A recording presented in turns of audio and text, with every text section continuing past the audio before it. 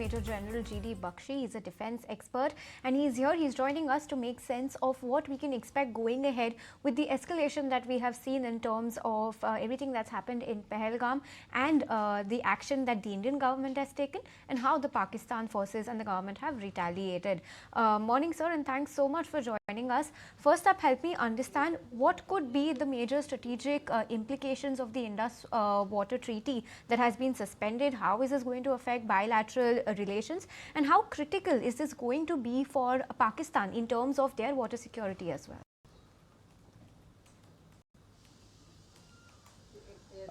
Look, the Indus Water Treaty was a kind of an article of faith in the 1965 war, 71 war, Kargil war. It was just not touched. People said we just can't tamper with it. But finally, the Modi government has taken the bull by the horns and it has abrogated this treaty, held it in abeyance till Pakistan behaves like a normal state and not like a bridgehead for jihad, right? The problem, however, is that this implementation of this in terms of stopping the flow of water down to Pakistan, stopping the flow of water in the major rivers will take time. It will not happen overnight. You will have to build the dams, the pondage capacities, etc. But the fact that it can bring rack and ruin to Pakistan is not in doubt. Already the states of Punjab and Sindh in Pakistan are at almost loggerheads because of water sharing, because water is not reaching down. The Indus seems to be drying up, and that can spell disaster for Pakistan's agriculture. But like I said, it will take time for its implementation. It is more in the nature of a long-term threat, but a serious and credible threat. It will, I am very certain, be matched by action in terms of kinetic action. We've already taken economic action in terms of economic warfare, in terms of diplomatic measures. Now we need to back it up by credible kinetic action which can, force Pakistan to exercise restraint, which can deter Pakistan from further adventurism of the type it has displayed in Pahalgam. Pakistan must be put on clear notice that it cannot, continue to provoke forever without drawing a decisive response, a visible response that raises costs and consequences for Pakistan for its unending adventurism. All right, Mr. Bakshi, great to be speaking with you. This is Shrishti also joining in. But Mr. Bakshi, though India's reaction has been multidimensional and we all are waiting by to catch hold of those terrorists, but given the fact that the comments coming in from Pakistan, they have called the suspension of the Indian Water Treaty as an act of war. And Mr. Bakshi, we are getting to hear and see all those videos and informations around that across the border.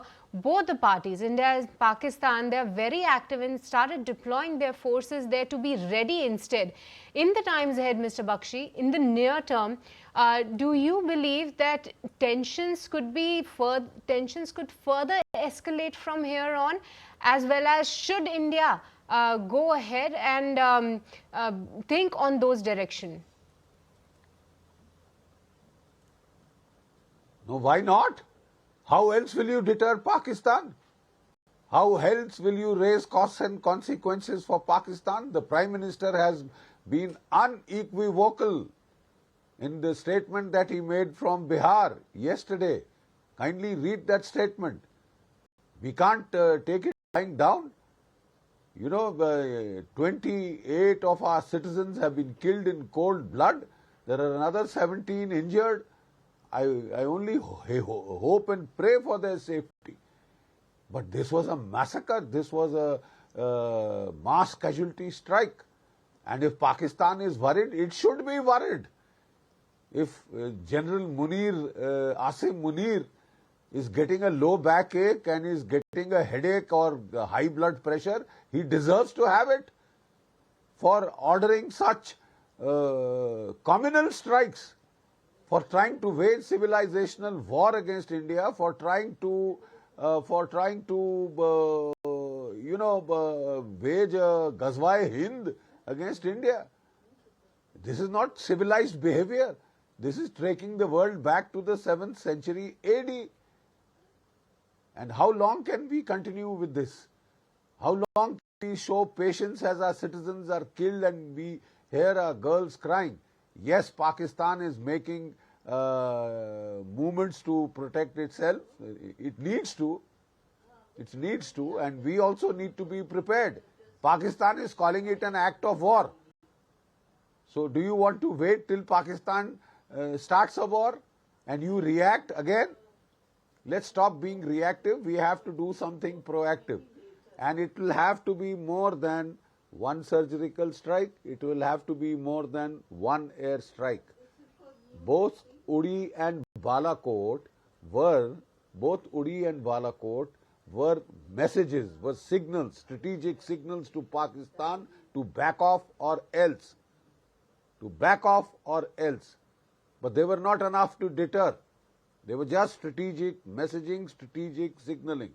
You now need to deter Pakistan, raising costs and consequences by inflicting pain of an order which will make it, which will force it to stop this aggressive behavior, this uncivilized behavior of trying to, kill people on the lines of religion.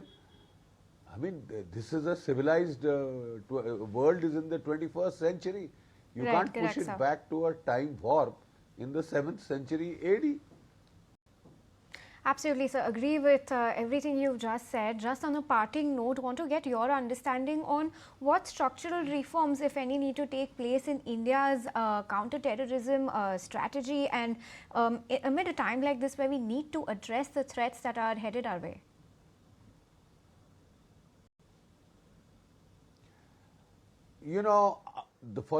For a start, I think the best thing that the Indian government did was remove Article 370 and 35A. But unfortunately, in the implementation of the policy, we have created some unintended contradictions. Let me explain.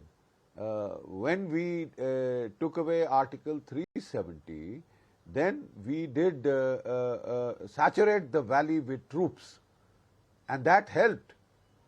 I think Director General Police Dilbagh did a fantastic job. I think you might as well get him back. But the unfortunate fact was that at the same time, they cut the army, the Indian Army's strength by almost 1,80,000. Let me explain how. For 3 years, we stopped all recruitment on the basis of COVID. All recruitment was stopped into the Indian Army for 3 years, and every year, as you are aware, 60,000 people retire. So, 60 into 3, 1,80,000, that's a huge figure. You've cut that army there, and it was actually, the cuts were implemented in areas that we deemed had already been pacified, which they had been. South of the Pir Panjal, Rajouri, Poonch, Riyasi, Kathua, Kishtwar, Doda, etc. These areas had been pacified. I served in Kishtwar for 3 years. I served for almost 2 years in Rajouri and Poonch. We had pacified those areas. But suddenly, if you take those troops away, you remove the CI grid, you open windows of vulnerability which Pakistan exploited. We were focusing on the valley, and then we suddenly imbalanced ourselves by opening up windows of vulnerability south of the Pir Panjal. Last 2 years, Pakistan has exploited them fully. And now it is, I am given to understand that the terrorists that attacked in Pahalgam actually went north up from Kishtwar. You know, there are routes via the Madu river, Navapachi, etc. And they appear to have gone and struck from Kishtwar down south up in Pahalgam. So I think we need to quickly, you know, plug these gaps in manpower, very quickly plug these gaps in manpower, because manpower is critical for such operations. The Russia-Ukraine war has once again highlighted the criticality of manpower. Russia had no dearth of military technology and equipment, but it lacked manpower and then it had to mobilize twice. So why do we want to mobilize in the middle of a war?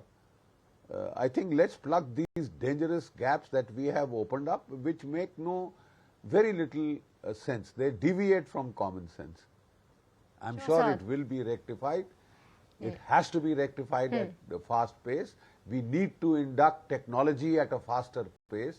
We need to get more Rafales. We need to get fifth generation fighters. We need to get medium artillery, which we are now making in the country, the ATAGs. We must speed it up. Absolutely, sir. Thank you so much.